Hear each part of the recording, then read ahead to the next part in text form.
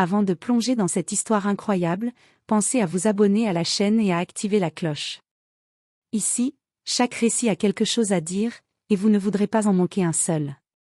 Dans l'immense hall vitré de la société Harrington Industries, la journée battait son plein. Les employés en costume parcouraient les couloirs avec des dossiers sous le bras, chacun absorbé par ses tâches. Au milieu de cette frénésie, Clara, la femme de ménage, passait presque inaperçue. Son uniforme simple et ses gestes discrets lui permettaient de se fondre dans le décor. Pourtant, derrière ce calme apparent se cachait une intelligence et un talent hors du commun. Ce matin-là, Clara s'était attelée à nettoyer le bureau du PDG, Monsieur Jonathan Harrington, un homme reconnu pour son arrogance et son exigence. Alors qu'elle dépoussiérait les étagères, le téléphone du bureau sonna. Clara, fidèle à ses habitudes, décrocha pour transférer l'appel, parlant avec une aisance naturelle. « Oui, sonore. Oui, je comprends parfaitement. » dit-elle, sa voix fluide et posée. Puis, quelques secondes plus tard, elle répondit en français, corrigea un accent en allemand, et termina la conversation en italien, s'assurant que le message du client était correctement transmis.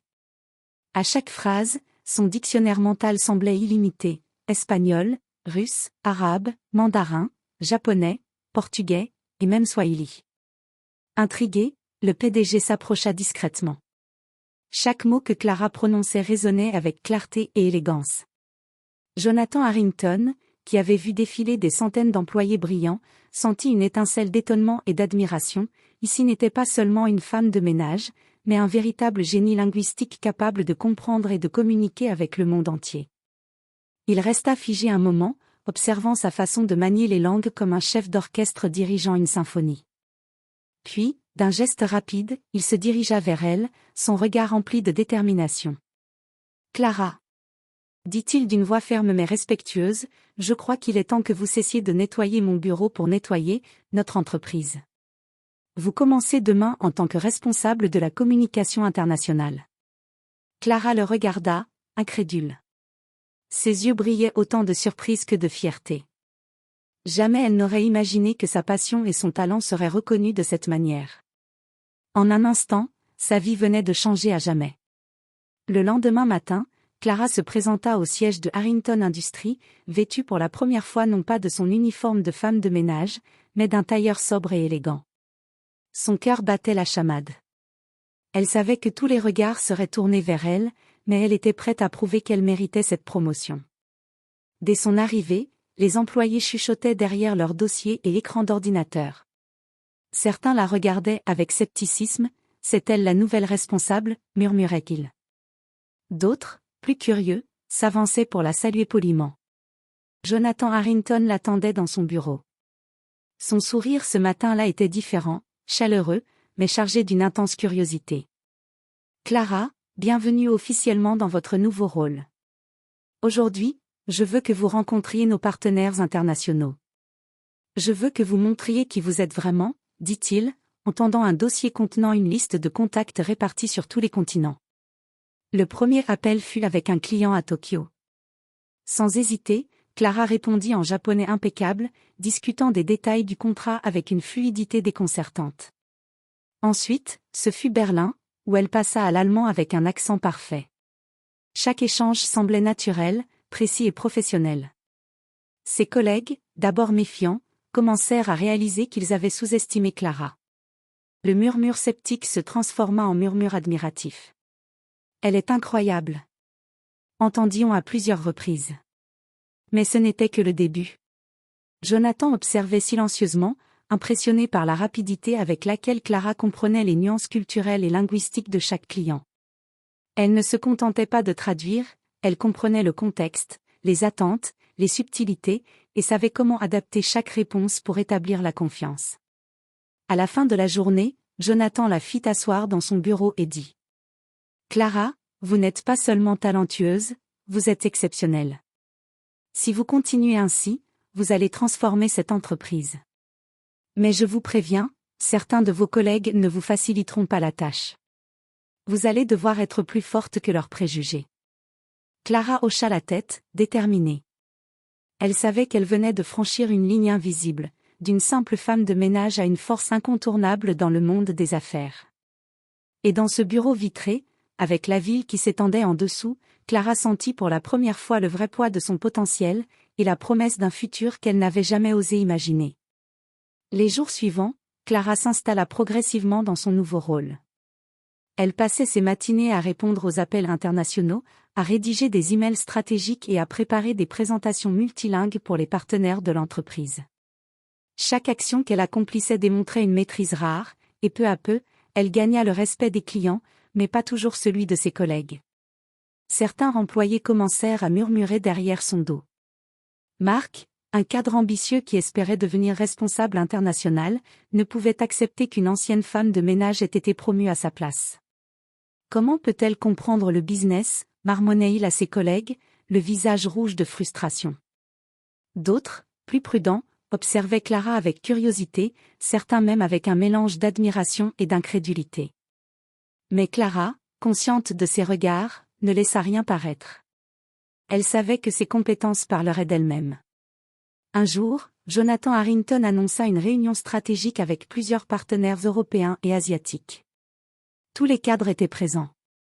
Clara, assise à côté de Jonathan, prit la parole pour la première fois devant l'assemblée. Elle enchaîna les phrases en anglais, espagnol, français, italien et japonais, répondant aux questions techniques avec précision et clarté.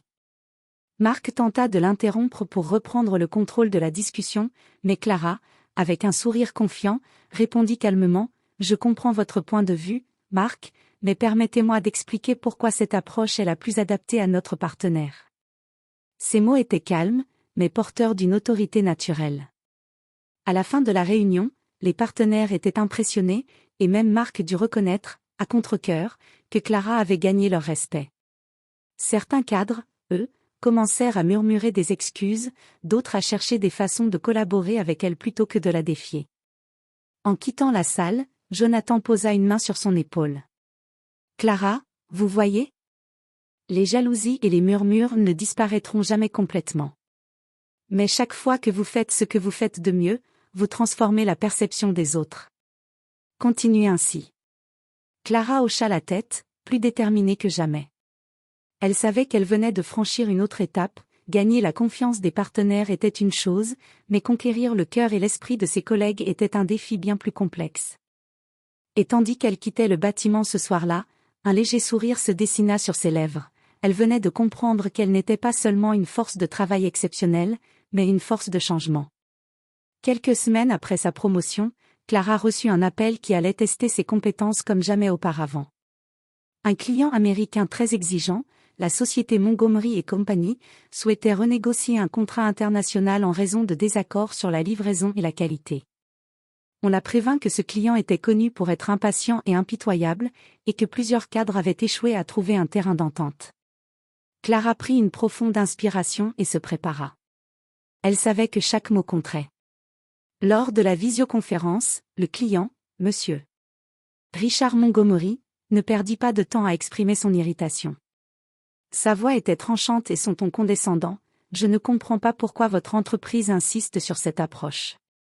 Cela va à l'encontre de nos besoins. » Sans montrer la moindre nervosité, Clara répondit d'une voix posée, « Je comprends parfaitement vos préoccupations, Monsieur Montgomery.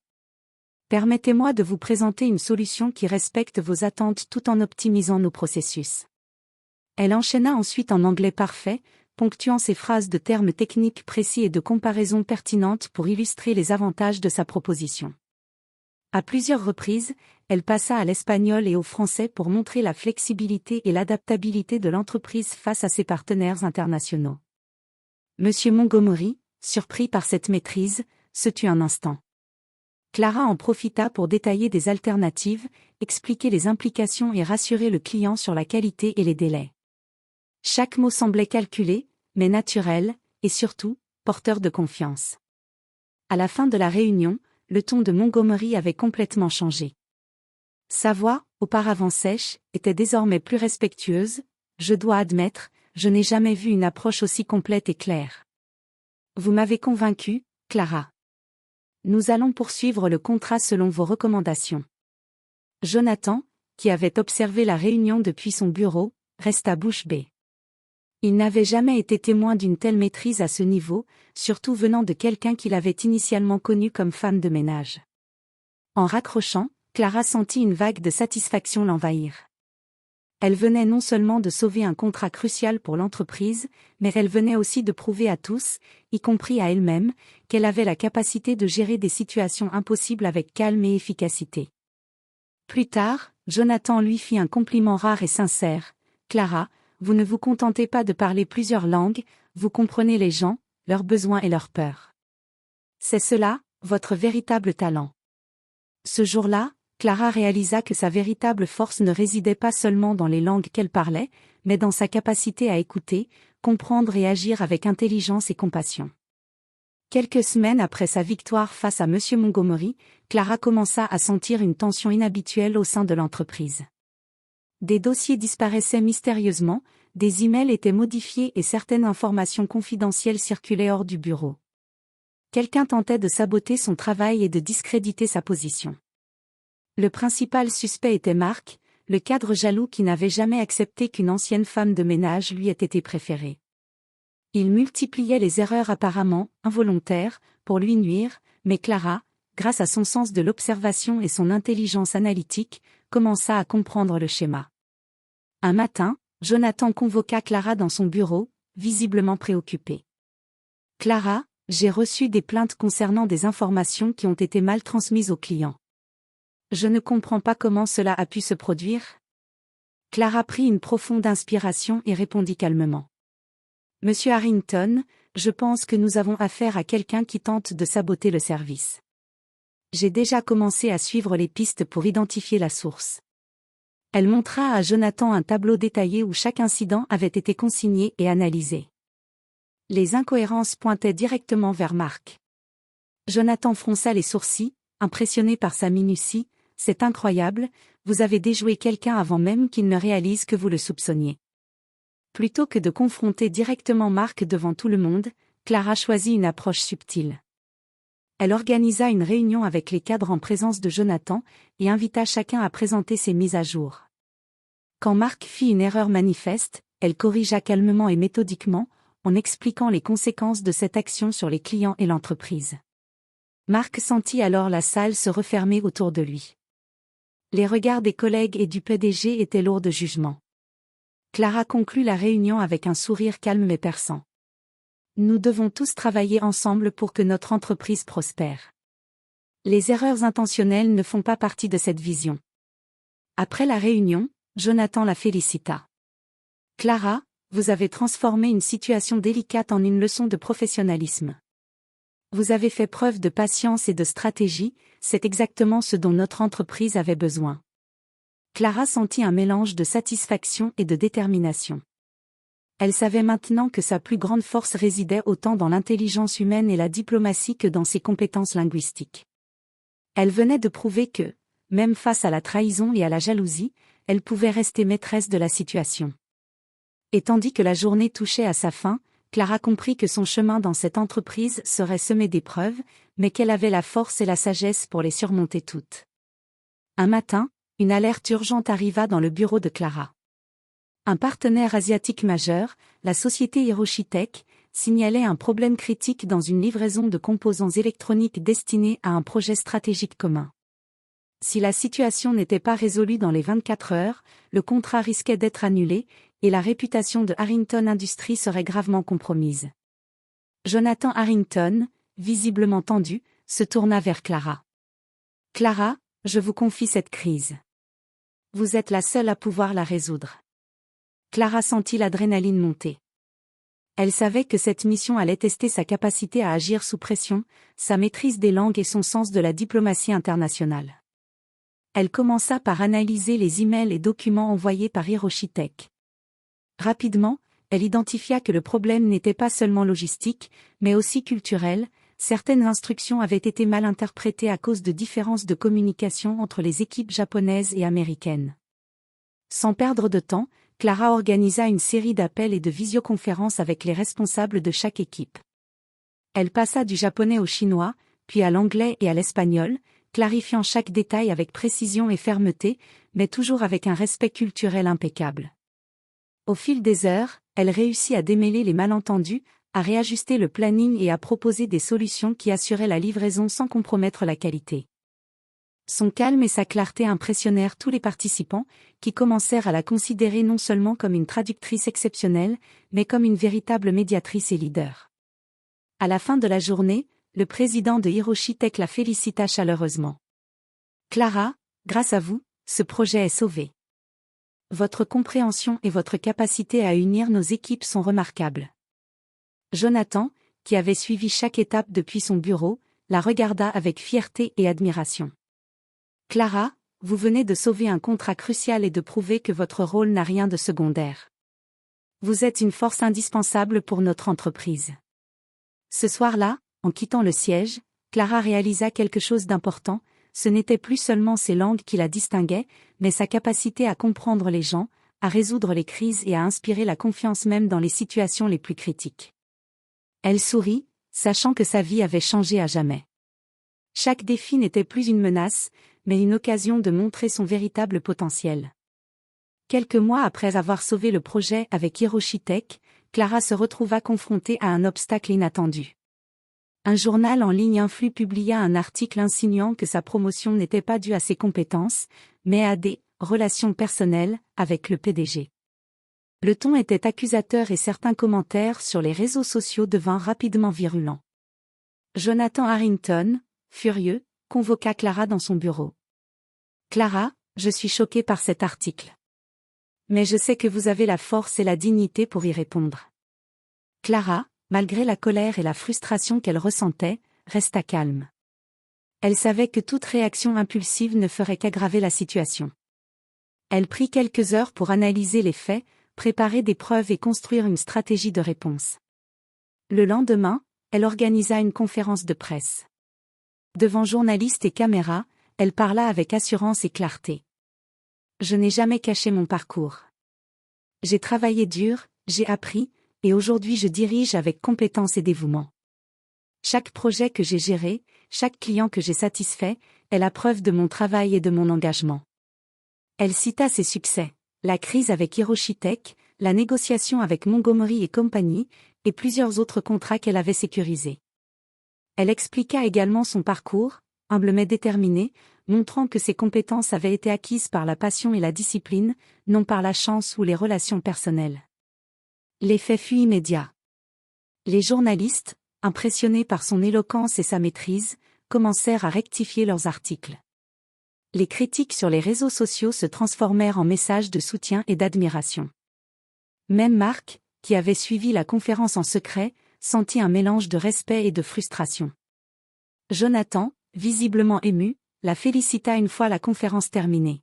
« Clara, vous avez non seulement défendu votre réputation, mais vous l'avez élevée. Vous êtes un exemple de force et de dignité. » Clara comprit ce jour-là que la reconnaissance et le respect ne viennent pas uniquement de vos réussites, mais aussi de la manière dont vous gérez les attaques et les épreuves. Elle sourit en quittant le bâtiment, plus rien ne pourrait l'arrêter, car elle avait prouvé qu'elle pouvait transformer les critiques en opportunités. Et ainsi, Clara se renforçait encore, prête pour des défis plus grands, sachant que chaque épreuve la rendait plus sage et plus invincible. Quelques semaines après avoir surmonté l'attaque médiatique, Clara reçut un nouveau défi. Harrington Industries devait négocier un partenariat stratégique avec une multinationale européenne, Lindbergh Solutions, connue pour être inflexible et exigeante. La réussite de cette négociation déterminerait l'expansion de l'entreprise sur tout le continent. Jonathan Harrington convoqua Clara. « Clara, je compte sur vous pour diriger cette négociation. Lindbergh Solutions est difficile, mais je sais que vous avez les compétences pour obtenir le meilleur résultat. » Clara passa plusieurs jours à préparer chaque détail. Elle étudia les rapports financiers, analysa les préférences culturelles des dirigeants européens et établit un plan de communication multilingue. Son objectif n'était pas seulement de conclure un accord, mais de gagner la confiance et le respect de chaque partie. Le jour de la négociation arriva. Clara entra dans la salle avec assurance, salua les dirigeants en allemand, français, italien et anglais, et présenta son plan avec clarté et précision. Les dirigeants de Lindbergh, surpris par sa maîtrise et sa fluidité, écoutaient attentivement. Au milieu des discussions, un désaccord surgit sur la répartition des responsabilités et des profits. Clara ne se laissa pas déstabiliser. Elle proposa des alternatives concrètes et équitables, justifiant chaque point par des données précises et des prévisions fiables. Puis, pour détendre l'atmosphère, elle inséra un petit mot de compréhension culturelle dans leur langue maternelle, ce qui fit sourire plusieurs dirigeants et brisa la tension. Après plusieurs heures de négociations, le résultat fut une signature de contrat unanime, avec des termes avantageux pour Harrington Industries. Les dirigeants européens furent impressionnés non seulement par sa compétence, mais aussi par sa capacité à gérer la diplomatie et l'empathie dans un contexte professionnel complexe. Jonathan, en quittant la salle avec Clara, murmura. « Je n'ai jamais vu quelqu'un négocier avec autant de finesse et de charisme. Vous êtes devenu indispensable à cette entreprise. » Clara sourit, consciente que chaque défi qu'elle relevait renforçait sa position et inspirait ceux qui l'entouraient. Elle comprit que son véritable pouvoir résidait dans sa combinaison unique de compétences techniques, linguistiques et humaines, qui lui permettait de transformer même les situations les plus tendues en succès éclatants. Et ainsi, Clara avançait avec assurance, prête à affronter de nouveaux défis, convaincue que son parcours extraordinaire ne faisait que commencer. Malgré ses succès internationaux, Clara commença à ressentir la tension au sein de Harrington Industries. Certains cadres, frustrés par son ascension rapide, cherchaient à saper son autorité. Des rumeurs circulaient, des décisions étaient contestées, et une atmosphère de méfiance s'installait dans plusieurs départements. Clara comprit rapidement que le problème venait de la jalousie et de l'orgueil mal placé. Elle savait que pour maintenir la cohésion de l'entreprise, elle devait agir avec intelligence et diplomatie, sans provoquer de conflits inutiles. Elle convoqua une réunion avec tous les cadres concernés, y compris Marc, qui ne manquait jamais une occasion de critiquer ses méthodes. Clara prit la parole calmement. « Je sais que certains d'entre vous ont des doutes sur ma légitimité et mes décisions. Mais nous avons tous un objectif commun, la réussite de Harrington Industries. Plutôt que de nous laisser diviser par la jalousie, je propose que nous travaillions ensemble, chacun apportant son expertise pour renforcer notre entreprise. » Elle passa ensuite en revue les projets récents, montrant comment chaque département avait contribué au succès de l'entreprise, et souligna l'importance de la collaboration et de la reconnaissance mutuelle. Sa manière de parler était ferme mais respectueuse, et chaque mot était choisi pour apaiser les tensions plutôt que les envenimer. Au fil de la réunion, l'attitude des cadres commença à changer. Certains, impressionnés par son équilibre et sa sagesse, décidèrent de soutenir ses initiatives. Marc, bien que réticent, se rendit compte qu'il ne pourrait plus critiquer sans paraître mesquin devant tout le monde. Jonathan Harrington, qui observait la réunion depuis son bureau vitré, se tourna vers Clara et dit : « Vous avez transformé une situation explosive en une leçon de leadership. Peu de personnes auraient pu faire cela. » Clara sourit intérieurement. Elle savait que gérer les crises internes était parfois plus complexe que de négocier avec des partenaires internationaux. Mais ce jour-là, elle comprit que le vrai leadership résidait autant dans la capacité à unir les autres que dans la maîtrise des compétences techniques ou linguistiques. En quittant la salle, Clara ressentit un sentiment de satisfaction et de détermination. Chaque obstacle qu'elle surmontait la rapprochait un peu plus de son objectif, devenir une leader respectée, capable de changer la culture de l'entreprise et d'inspirer ceux qui l'entouraient. Alors que Clara consolidait sa position au sein de Harrington Industries, une menace inattendue surgit de l'extérieur. Une grande entreprise rivale, Blackwood Global, annonça publiquement son intention de racheter plusieurs clients clés de Harrington Industries en utilisant des offres agressives et des stratégies déloyales. La réputation et les contrats internationaux de l'entreprise étaient désormais en jeu. Jonathan Harrington convoqua immédiatement Clara. « Clara, cette situation pourrait être catastrophique si nous ne réagissons pas vite. Je veux que vous preniez les devants. Vous êtes la seule qui puisse gérer à la fois la stratégie et les relations avec nos partenaires internationaux. » Clara analysa rapidement la situation. Elle savait que pour contrer Blackwood Global, il ne suffisait pas de négocier des contrats, il fallait protéger la confiance des clients et renforcer les relations existantes.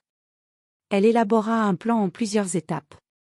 1. Communication proactive, envoyer des messages personnalisés à chaque client clé, dans leur langue, pour réaffirmer l'engagement et la fiabilité de Harrington Industries. 2. Rencontre stratégique, Organiser des réunions avec les partenaires majeurs pour discuter de leurs besoins et présenter des solutions sur mesure. 3. Initiatives innovantes, proposer des services et des améliorations exclusives que Blackwood Global ne pouvait offrir. Pendant plusieurs jours, Clara travailla sans relâche. Elle enchaîna les appels en anglais, français, allemand, espagnol, japonais et mandarin, résolvant des problèmes techniques, rassurant les clients et anticipant leurs besoins. Sa détermination et son professionnalisme firent rapidement changer l'avantage en faveur de Harrington Industries. Lors d'une réunion décisive avec un client européen majeur, Clara surprit tout le monde. Elle réussit à convaincre le partenaire de rester engagé avec Harrington Industries en proposant une solution personnalisée qui renforçait la confiance et augmentait les profits mutuels. Le client, impressionné, déclara: Clara, nous avons rarement vu une négociation aussi complète et respectueuse de nos besoins.